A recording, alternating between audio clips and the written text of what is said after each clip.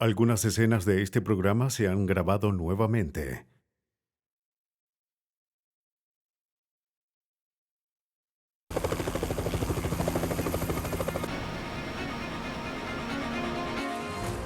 La policía canadiense le sigue el rastro a una mujer desaparecida, aunque todo apunta a que fue asesinada.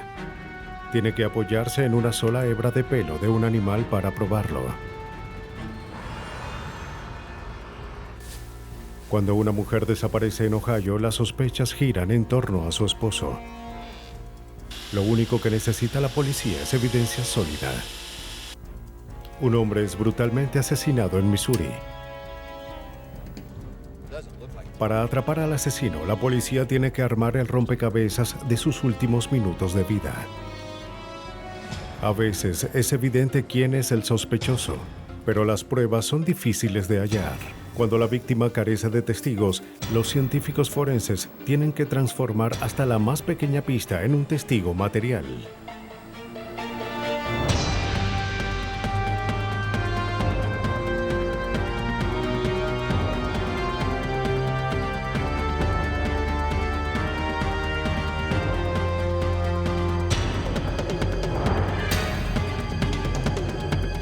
Los nuevos detectives, casos estudiados por la ciencia forense. Testigo material. Escondida en el Golfo de Saint Lawrence, en la esquina sudeste de Canadá, se encuentra la remota y escasamente poblada isla del Príncipe Eduardo. El 7 de octubre de 1994, la Policía Montada de Canadá respondió a una queja sobre un vehículo abandonado en una propiedad privada. Cuando los agentes llegaron al sitio, descubrieron el automóvil estacionado a unos 200 metros dentro de un camino privado.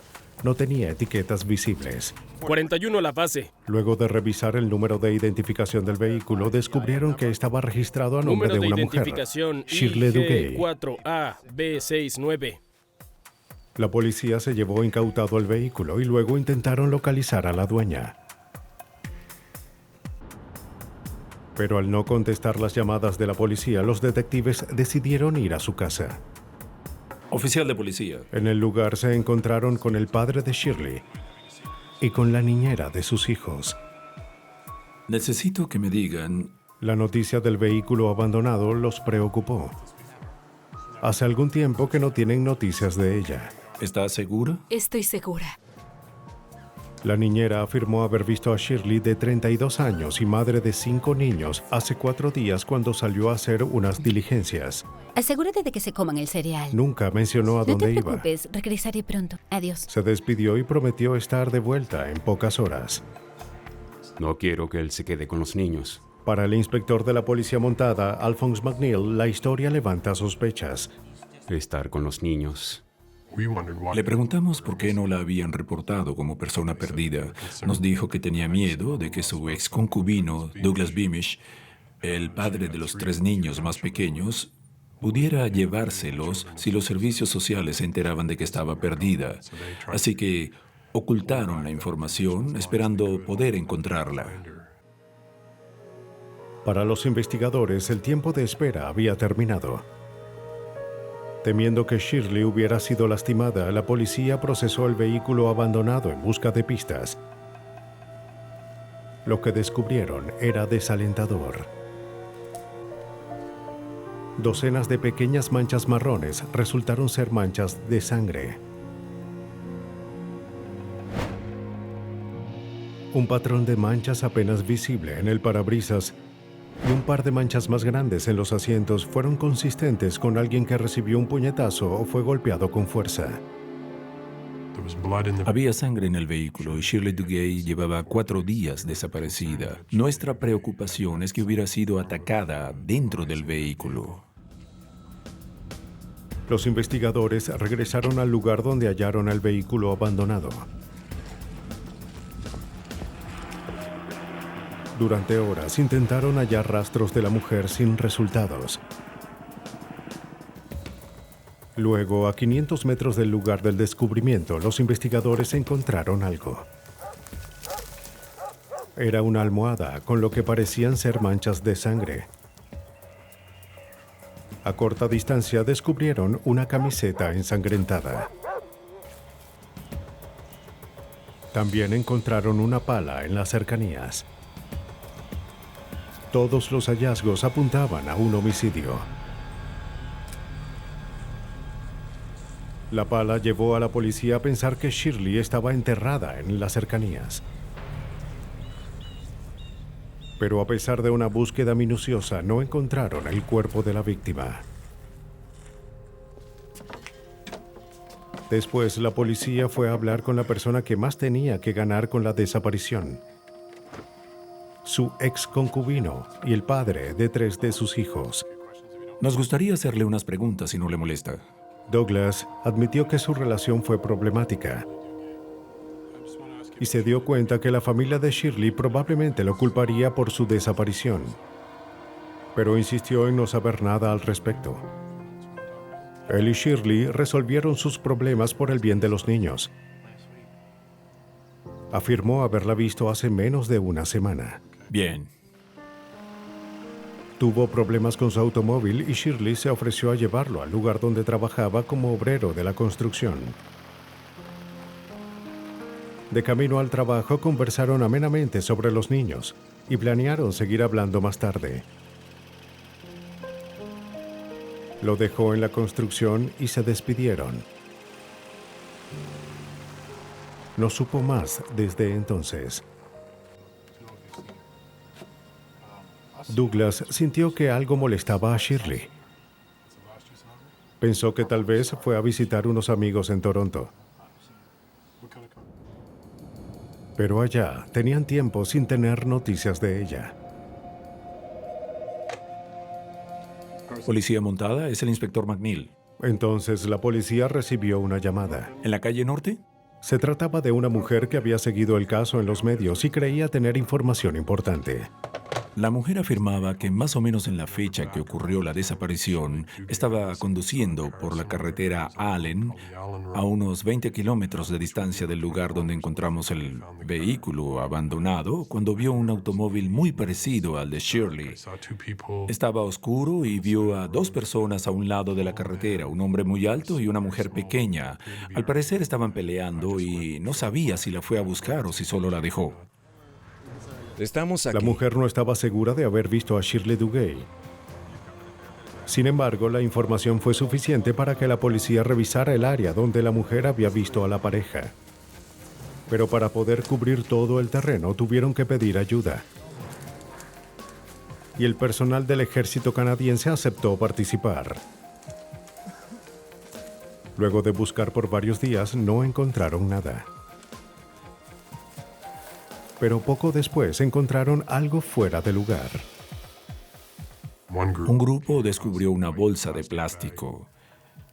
En cada grupo de soldados había un oficial de policía y este agarró la bolsa. La búsqueda en el área no dio mayores resultados. En el laboratorio, los científicos forenses examinaron con detenimiento el contenido de la bolsa. Encontraron un par de zapatos deportivos de color blanco y una chaqueta grande de hombre. También recuperaron varias fibras y un cabello blanco. Un examen más detallado reveló la presencia de pequeñas manchas que eran de sangre humana. Basados en la información que dio la testigo, la policía creyó que pertenecía a Shirley Duguay.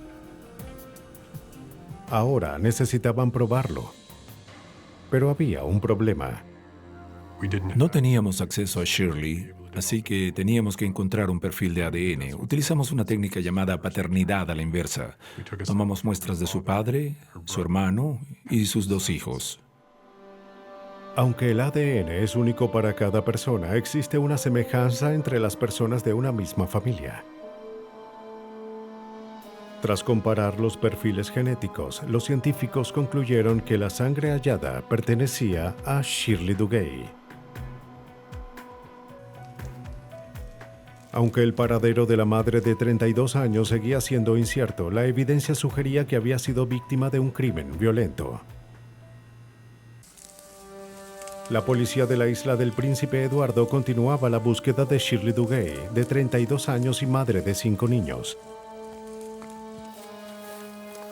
Aunque los esfuerzos para encontrarla fueron infructuosos, las autoridades hallaron evidencia que sugería que había sufrido un destino violento. Entre las pruebas estaba la chaqueta de hombre manchada con la sangre de Shirley.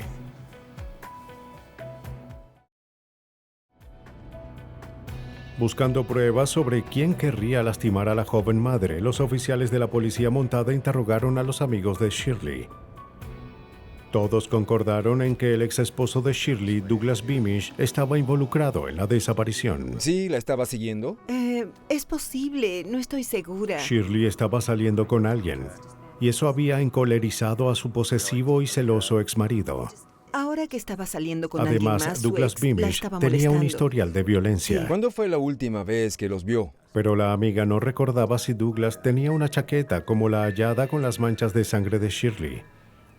Douglas Beamish ahora se perfilaba como el principal sospechoso en la desaparición de Shirley Duguay. André está con los demás buscando. Pero hasta ahora, los investigadores no encontraban evidencia física que lo probara. Sin la posibilidad de vincular la chaqueta a alguien, no tenemos mucho con qué trabajar. André, ¿cómo hiciste? De pronto, un golpe de suerte. Descubrimos algo. Los investigadores encontraron el pelo de un gato blanco en el interior de la chaqueta. Y solo podía pensar en Douglas Beamish y el gato blanco que tiene en su casa. Era lo único que el inspector de la policía montada, Alphonse McNeil, necesitaba oír. Sabíamos que tenía un gato blanco y encontramos un pelo de gato similar en la chaqueta, así que debíamos encontrar un laboratorio que nos permitiera compararlo si lográbamos obtener una muestra de sangre del animal. Con una orden judicial y junto a un veterinario local, la policía se presentó en la casa de Douglas. Tenemos una orden. El sospechoso negó estar involucrado con la desaparición de Shirley, así como ser dueño de una chaqueta como la encontrada con las manchas de sangre. El veterinario se llevará al gato para tomarle muestras de sangre. Aunque parecía una idea alocada, los oficiales se llevaron al gato, esperando que de alguna manera estableciera una conexión genética con el pelo encontrado en la chaqueta ensangrentada. Tranquilo, cariño. Se tomaron muestras de sangre y de pelo del gato de Beamish. Los investigadores tenían que encontrar a un experto en análisis de ADN felino. Encontraron a alguien en el Instituto Nacional para el Cáncer en Frederick, Maryland. El biólogo Stephen O'Brien examinó el código genético de los felinos para apoyar las investigaciones médicas. Él accedió a apoyar a la policía canadiense. El Dr. O'Brien y su equipo nunca imaginaron que al descifrar el código genético de los gatos, ayudarían a descubrir un crimen desconcertante. Fue la primera vez que se comparó ADN felino en la historia legal y médica. Primero, los científicos crearon el perfil genético del pelo blanco que se encontró en la chaqueta ensangrentada. Sí, este es. Al estar listo, se comparó con el perfil generado a partir de las muestras obtenidas del gato.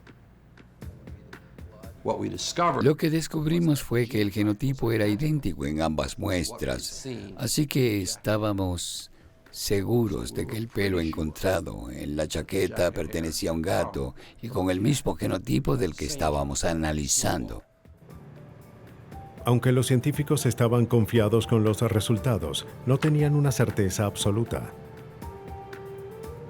Era muy posible que el millar de gatos que recorren la isla tuvieran un ancestro en común. Para estar seguros, los biólogos recolectaron más perfiles de ADN de otros gatos en la isla. Tuvimos que determinar el estado de la población felina para hacer los cálculos y cuáles eran los márgenes de error al afirmar que eran muestras iguales. Los científicos desarrollaron el perfil genético de 20 gatos tomados al azar en la isla. Cuando Brian comparó los resultados, descubrió que ninguno compartía su firma genética con la mascota de Douglas. De hecho, la probabilidad de que el pelo encontrado en la chaqueta no perteneciera al gato es de 45 millones a 1. Los zapatos y las medias. Usando al gato de Douglas, las autoridades establecieron un vínculo entre él y la chaqueta manchada con la sangre de su ex esposa. Levántese, por favor. Pero el inspector Alphonse McNeil no estaba satisfecho. Pise con un pie a la vez. Obtuvo una orden para tomar las impresiones de los pies del sospechoso.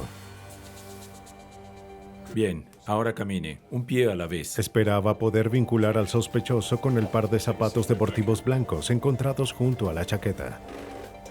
Si podíamos probar que los zapatos pertenecían a McNeil, tendríamos evidencia sólida además del gato. El doctor Keith Beatles, un podiatra forense, recibió la evidencia. Comienza creando unos moldes de arcilla de los pies del sospechoso para revelar las características únicas de los mismos. Los pies de las personas son únicos porque lo usamos para caminar todo el tiempo. Los sometemos a diversas fuerzas y presiones. Los pies son en esencia tan únicos como una huella digital. El molde de los pies de Beamish se alineó a la perfección con el patrón de desgaste de las plantillas internas de los zapatos blancos. Un pelo de gato y un par de zapatos blancos le dieron a los investigadores toda la evidencia necesaria para implicar a Douglas Beamish en la desaparición de su ex concubina. Justo por allá. Luego, 7 meses después de la desaparición de Shirley Duguay, descubrieron unos restos humanos en estado de descomposición enterrados en un área boscosa remota. Se ve muy bien. El análisis dental confirmó que se trataba de Shirley. El forense clasificó su muerte como homicidio.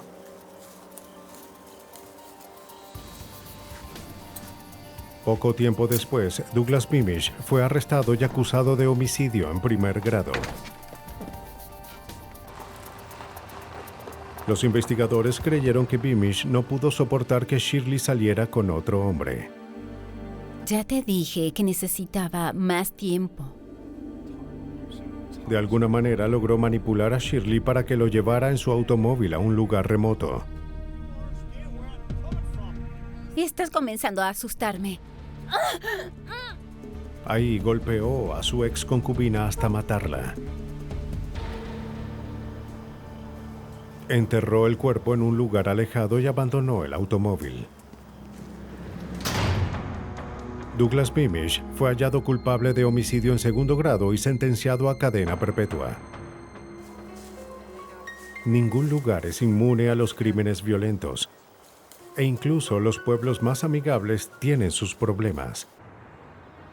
Mansfield, Ohio, es considerado uno de los lugares más agradables para vivir en América, lo que hace que lo sucedido aquí sea aún más sorprendente. El 2 de enero de 1990, una mujer se acercó al departamento de policía de Mansfield. Estaba preocupada por su amiga de 44 años, Noreen Boyle. La última vez que vio a Noreen, la notó visiblemente preocupada y molesta. No lo sabía, me mentía a mí misma. Su matrimonio de más de 22 años se estaba desmoronando. No quería darme cuenta. No solo su esposo se mudaría más de 3.000 kilómetros a Erie, Pensilvania, sino que lo más probable era que también se llevara a los 2 hijos de la pareja con él. Noreen estaba devastada. Almorzamos en un restaurante chino. Al tratar de contactarla, el esposo de Noreen, un prominente médico de la localidad, le dijo que luego de una pelea, Noreen empacó sus cosas y se fue del pueblo. La amiga no podía creer que Noreen abandonara a sus 2 hijos. La policía decidió investigar el caso. Y el primer paso fue interrogar al esposo de Noreen, el doctor John Boyle. Departamento de Policía de Mansfield. Cuando el teniente David Medmore llegó hasta la residencia de los Boyle, descubrió que el doctor Boyle no estaba en la ciudad. ¿Puedo ofrecerle algo de beber? La madre de Boyle le explicó a la policía que su hijo viajó a Erie, Pensilvania, hacía un par de días, pues estaba abriendo un nuevo consultorio en esa ciudad. Esperaban a Boyle de vuelta esa tarde. Ella tomó sus cosas y se fue. Tras ser interrogada, la señora Boyle dijo que Noreen abandonó a la familia hacía un par de días y ella estaba cuidando a los niños hasta que John regresara a casa. ¿Alguna pelea o algo por el estilo? Disculpe, creo que... La mujer salió de la habitación para ir a ver a la bebé. Y el hijo de la pareja se acercó al detective. Mi madre nunca haría algo como esto. ¿Eres el hijo? Ella nunca haría algo así. El joven dijo que temía que a su madre le hubiera pasado algo. Pero antes de poder explicarlo, su abuela regresó a la habitación. Collier, lo siento mucho, no tengo más información. Al ver lo que estaba pasando, dio por terminada la entrevista y le pidió al detective que se marchara. En realidad, no tengo nada más que decirle. Necesito que se vaya, por favor. El encuentro preocupó al detective. Y el teniente Mesmore no pudo ignorar el hecho de que el Dr. Boyle salió de la ciudad al mismo tiempo en que su esposa fue reportada como desaparecida. No estoy seguro de dónde puede estar. Pronto se enteró que el doctor tenía razones válidas para su viaje. Fue contratado por una empresa médica en Erie, Pensilvania. Así que solía viajar periódicamente desde Mansfield a Erie desde hacía algún tiempo. Pero, ¿dónde estaba Noreen Boyle? Más tarde, ese mismo día, el detective Mesmore regresó a la casa de los Boyle. Nadie en esta casa tiene permitido hablar con la policía, a excepción del doctor John F. Boyle, firma el abogado Charles Robinson. Habían anticipado su visita. El abogado del doctor Boyle fue el que abrió la puerta. ¿Usted representa al señor Boyle? Así es. Oh, bien. ¿Está en casa en estos momentos? Pues su cliente había regresado de Pensilvania. Pero debido al estrés causado por el divorcio inminente, el Dr. Boyle no deseaba hablar de su esposa con la policía. Está bien, le llamaré más tarde. No era la respuesta que la policía esperaba. Me sorprendió mucho su reacción. Cuando alguien de la familia desaparece, no llamas a un abogado, y menos aún si no hay ninguna sospecha o alegato de algún hecho criminal que involucre a la familia de una manera u otra. Se trata de una situación muy inusual. Yo no era la única enfermera. Para descubrir lo que ocultaba el Dr. Boyle, la policía interrogó a sus amigos y compañeros de trabajo. Venía con mucha frecuencia. En el ámbito profesional, todos estaban de acuerdo en que el Dr. Boyle tenía una reputación impecable. Pero en lo personal se le conocía por ser mujeriego y se rumoraba que tenía varios amoríos. De hecho, una de sus supuestas amantes estaba embarazada. Disculpe. ¿Qué es esto? Y todos especulaban que Boyle era el padre. Y aunque tal vez eso lo hacía un mal esposo, no significaba que fuera alguien capaz de llegar a la violencia física. Pero hay alguien que pensaba diferente. El hijo de los Boyle. Preocupado por el bienestar del joven, el teniente Mesmore lo buscó al salir de la escuela. El muchacho estaba ansioso de poder contar su historia. Dijo que la noche en que su madre desapareció, escuchó a sus padres discutiendo afuera de su habitación y eso lo despertó. Oyó un fuerte ruido y luego silencio. Unos segundos más tarde, su padre se asomó a su habitación. El niño se asustó y fingió estar dormido.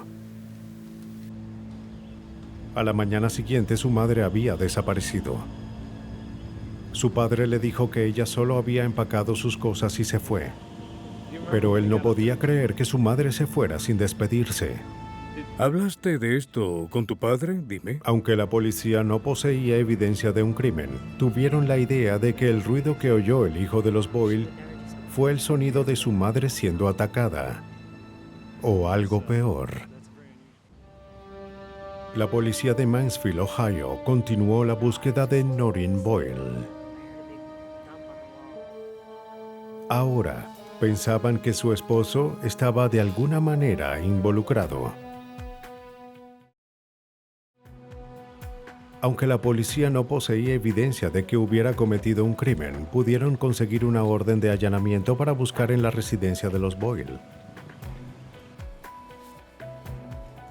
Los técnicos forenses revisaron la casa usando luminol, un químico que reacciona a las proteínas halladas en la sangre. Pero a pesar de sus esfuerzos, no encontraron evidencia de un crimen violento.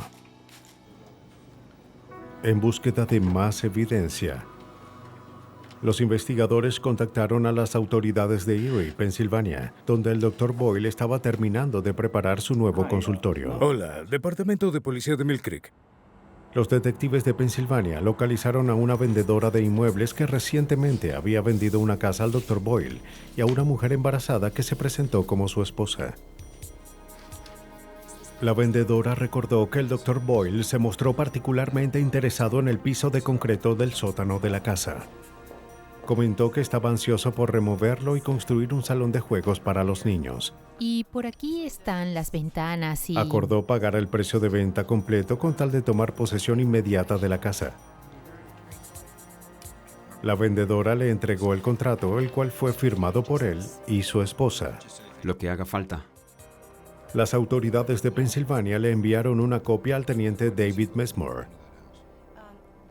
En la copia del contrato se apreciaba la firma del Dr. Boyle y la de N. Sherry Boyle. Luego de revisarlo, me percaté que, evidentemente, el segundo nombre de Noreen no era Sherry, como creí. El Dr. Boyle compró la casa junto a una mujer que se hacía pasar por su esposa. Los investigadores consiguieron una orden para revisar los estados de cuenta más recientes de las tarjetas de crédito. Descubrieron que habían alquilado un martillo neumático y compraron mucho concreto y alfombras. Todas las piezas comenzaron a encajar. Tenía la fuerte sospecha de que encontraríamos el cuerpo en ese lugar. Las autoridades de Pensilvania emitieron una orden para revisar el sótano de la nueva casa del Dr. Boyle. Debajo de unos estantes y la alfombra encontraron una parte del concreto muy mal asentado, que tenía la forma parecida a la de una tumba. Tiene el tamaño aproximado de un cuerpo. Llamaron a un equipo para levantar el piso de concreto. Luego de algún tiempo, detectaron el olor inequívoco de un cuerpo en descomposición. Después de excavar 1 metro, descubrieron una lona. Y adentro, unos restos humanos en proceso de descomposición. Luego de excavar cuidadosamente la tumba, los restos fueron llevados a la oficina del forense. Un reloj y otras piezas de joyería que tenía puesta la víctima coincidieron con las que usaba Noreen Boyle. Los archivos dentales confirmaron que la víctima era de hecho la mujer de 44 años y madre de 2 hijos. Noreen fue asesinada salvajemente. Buscamos al Dr. Boyle. El 26 de enero de 1990, luego de un mes de la desaparición de su esposa, el Dr. John Boyle fue arrestado en Ohio bajo sospecha del asesinato de Noreen. A pesar de la evidencia en su contra, el doctor mantuvo su inocencia. Pase por acá, señor. Alguien trataba de inculparlo. A los investigadores les pareció ridículo. Pero para asegurar la condena, necesitaban un testigo o evidencia física que lo conectara con el asesinato. ¿Alguna vez habló sobre esto? Hasta el momento, no tenían ninguno de los dos. Existía la posibilidad de que Boyle se saliera con la suya. ¿Dijo algo sobre los Marines? Luego, casi una semana después del arresto del Dr. Boyle, un habitante de Mansfield, Ohio, hizo un extraño descubrimiento. Alguien había arrojado un montón de concreto en una propiedad que estaba alejada. El campo se hallaba a casi 321 kilómetros de distancia de donde fue hallado el cuerpo de Noreen. Pero el hombre había seguido el caso en los medios y le pareció que podría existir una conexión. Un técnico de escena del crimen fue enviado al lugar. Luego de fotografiar el sitio, el concreto se recolectó como evidencia. La policía determinó que la propiedad pertenecía a un amigo cercano del Dr. Boyle. Y el doctor había visitado el lugar en varias ocasiones. 25 de enero de 1990. Pero para probar el homicidio, la policía tenía que demostrar que el concreto hallado en el lugar provenía de la casa del sospechoso en Pensilvania. La policía había descubierto el cuerpo de Noreen Boyle, de 44 años, en el sótano de la nueva casa de su esposo en Pensilvania. Aunque los investigadores tenían un caso muy fuerte basado en evidencia circunstancial, esperaban que el montón de concreto que encontraron en un campo de Ohio pudiera vincular al Dr. Boyle con el asesinato. Las muestras recolectadas en el campo, junto a las tomadas en la escena del crimen, fueron llevadas a una compañía en Columbus, Ohio. Allí laboraba el supervisor del laboratorio Larry Piscitelli, un experto en analizar las rocas y el concreto a nivel microscópico. Sin saber de dónde venían las muestras, se le pidió que determinara si alguna de las piezas de concreto provenía de la misma fuente.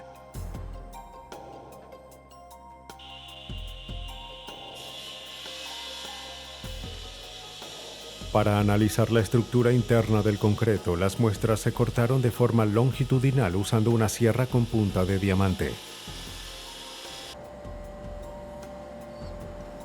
Luego de cortarlas, se lijaron y se pulieron.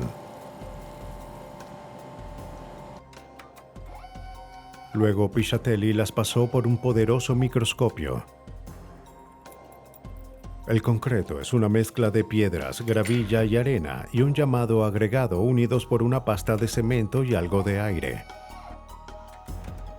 Con la ayuda de una computadora, Piscitelli analizó e hizo un recuento de cada ingrediente. Para el ojo inexperto, todo el concreto se parece. Pero de hecho, cada pieza tiene su historia. Cada pedazo de concreto es diferente porque sus ingredientes varían. A pesar de que las piezas, todas, provienen de la misma mezcladora, cada una resulta ser diferente por causa del porcentaje de aire y la cantidad de vacío en cada una de las muestras. Piscitelli no logró encontrar semejanzas significativas entre la mayoría de las muestras. Pero luego de analizar los resultados, descubrió que un par de trozos sobresalían del resto. Compartían el mismo número de componentes. Estas dos piezas de concreto tenían características únicas y peculiares. Solo entre estas dos piezas, y basado en los datos y el análisis, contenían el mismo número de elementos. Así que puedo decir que ambas piezas provenían de la misma estructura. De las dos muestras idénticas, una vino de la pila de concreto encontrada en Marshfield, Ohio. La otra fue recolectada del sótano de la nueva casa del sospechoso en Erie, Pensilvania. También tiene otro tipo de concreto que contienen el mismo ingrediente. La policía tenía suficiente evidencia para acusar al Dr. Boyle por asesinato. La policía creía que John Boyle asesinó a su esposa en la casa de la pareja para poder iniciar una nueva vida con su amante. Luego de matarla, llevó su cuerpo a Pensilvania y la enterró en una tumba que había cavado en el sótano de su nueva casa. Los investigadores pensaron que luego regresó a Ohio y se deshizo del concreto sobrante en la propiedad de un amigo. El Dr. John Boyle fue hallado culpable de asesinato agravado y de abuso de un cadáver. Fue sentenciado de 20 años a de por vida. John Boyle creyó poder enterrar toda la evidencia de su crimen. Pero de hecho, el rastro de evidencia lo siguió por 321 kilómetros. Otros asesinatos son más locales, pero el camino para resolverlos puede ser igual de largo. En el condado de Harrison, en Missouri, el 26 de junio de 1995, un granjero daba un paseo cuando detectó un olor desagradable. En un principio pensó que algún animal de su rebaño había muerto, pero la realidad fue mucho peor. Escondido entre los arbustos yacía el cuerpo sin vida de un hombre.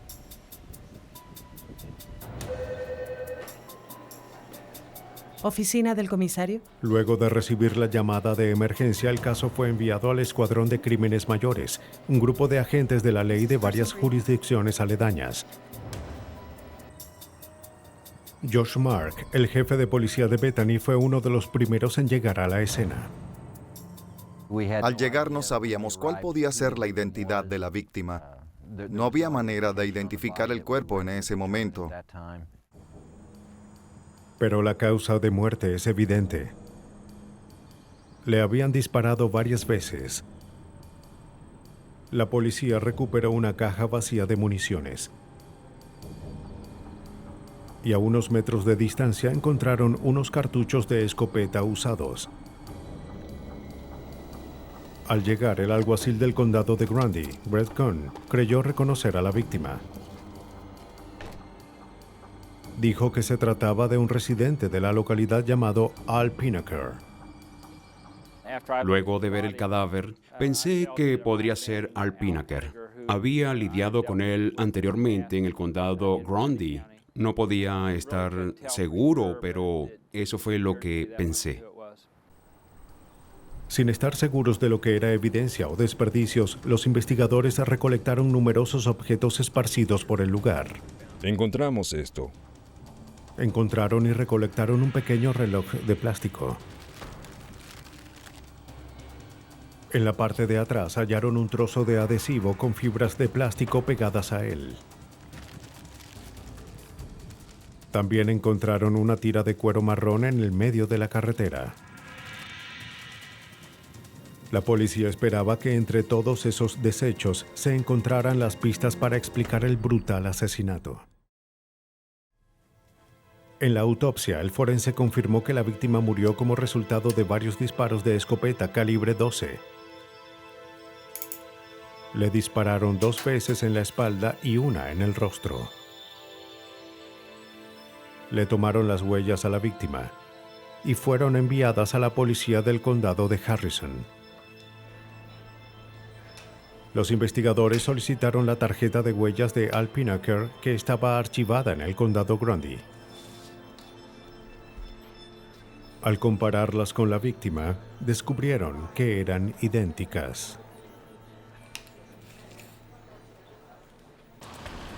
Ahora, los investigadores del Escuadrón de Casos Mayores tenían que descubrir quién querría matar a Al Pinaker. ¿Escuadrón de Casos Mayores? Pronto tuvieron su primera pista. ¿Hace cuánto se reportó como desaparecido? La policía descubrió que la víctima fue reportada como desaparecida un par de días antes de encontrar el cadáver. Gracias por llamar.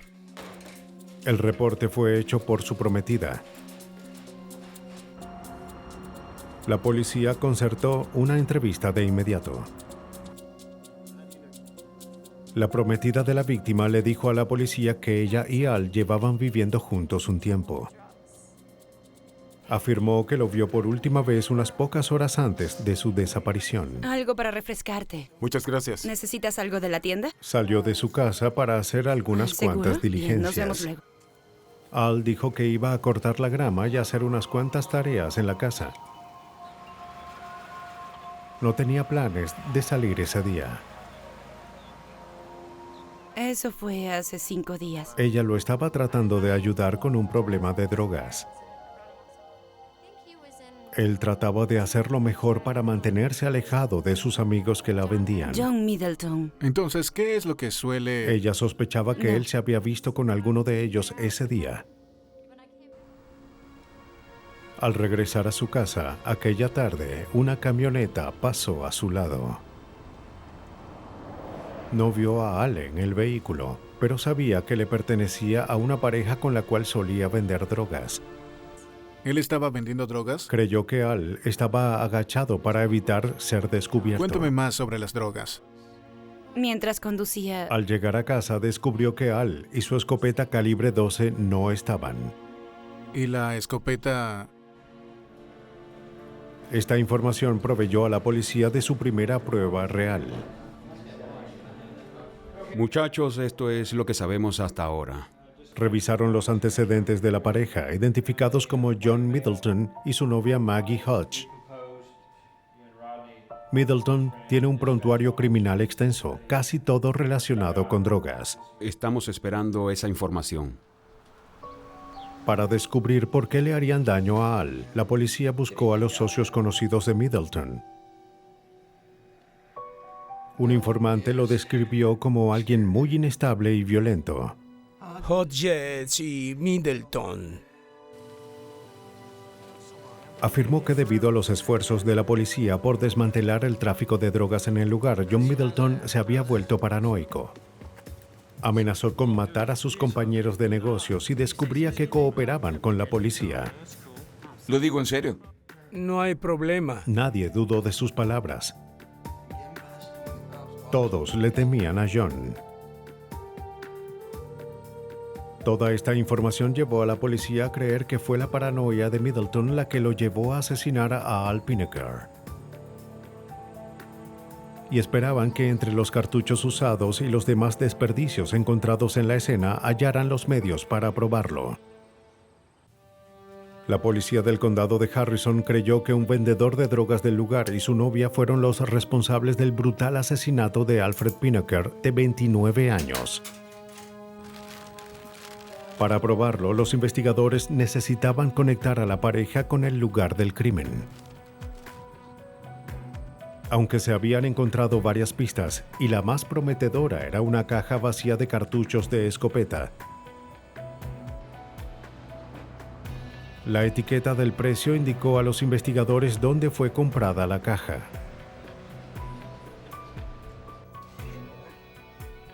La empleada buscó los registros de ventas.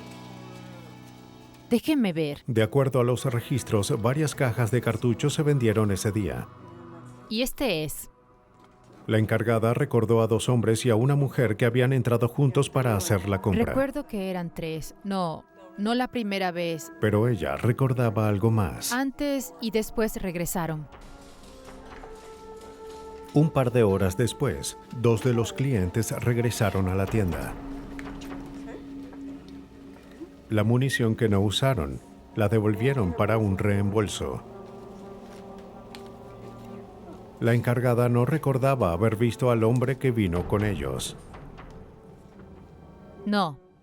Al mostrarle las fotos, identificó a Al Pineker, John Middleton y Maggie Hodges como las 3 personas que compraron las cajas de municiones ese día. Él estaba con la chica. ¿Ella regresó la segunda vez? Sí. Identificó a Middleton y Hodges como los que regresaron a devolver la munición sin usar. Aunque la evidencia no probó el homicidio, la policía obtuvo una orden de arresto. Creyendo que Middleton y su novia eran capaces de ejercer mucha violencia, ¡Departamento de policía, salga! la policía se acercó con cautela a la casa que compartían. ¡Vamos, salga! ¡Al piso, al piso, al piso! John Middleton fue rápidamente puesto en custodia.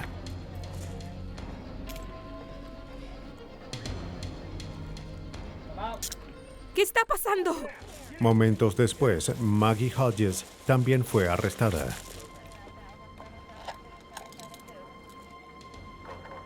Luego de sacar a los sospechosos del lugar, la policía comenzó a buscar pruebas del asesinato. Lisa, trae una bolsa. Dentro de la camioneta de Middleton, la policía encontró una chaqueta de cuero marrón con flecos. Mientras continuaban la búsqueda, los investigadores encontraron una pista potencial. El jefe de policía de Bethany, George Marks. Tomamos una pieza del tablero de la camioneta. Ahí encontramos una sustancia pegajosa y adherida a la sustancia encontramos fibras. parecían ser las mismas a las encontradas en el reloj que hallamos en el lugar del crimen. Así que sacamos el tablero y lo llevamos para analizarlo. Toda la evidencia fue enviada al laboratorio de la Policía Estatal de Missouri, en Jefferson City.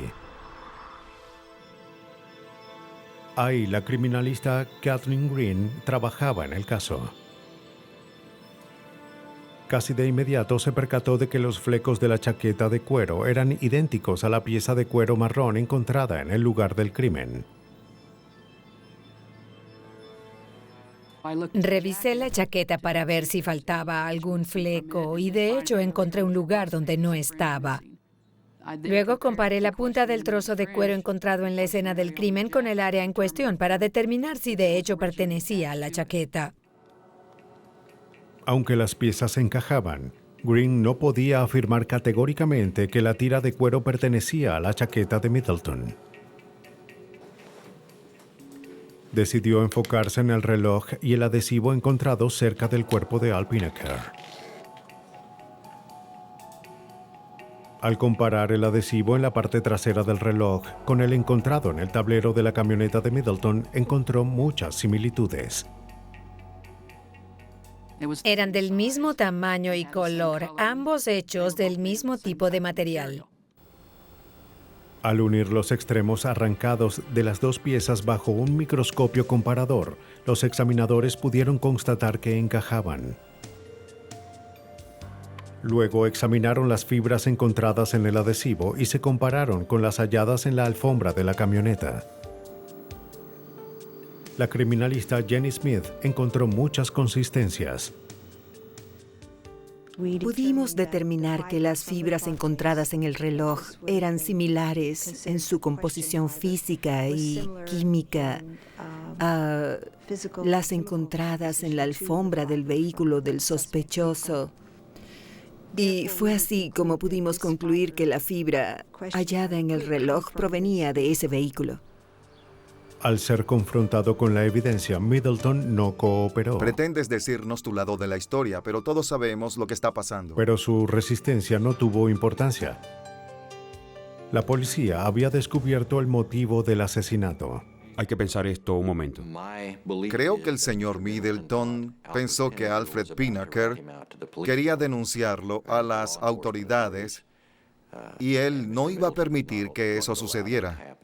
Estás metido en problemas. Pero Middleton estaba equivocado. La víctima nunca intentó contactar a las autoridades. La policía creyó que el día del asesinato, John Middleton y Maggie Hodges llegaron a la casa de Al Pinaker y lo invitaron a una práctica de tiro y él accedió. Lo que no sabía es que él sería el blanco de la práctica. Y en algún momento las intenciones de Middleton quedaron claras.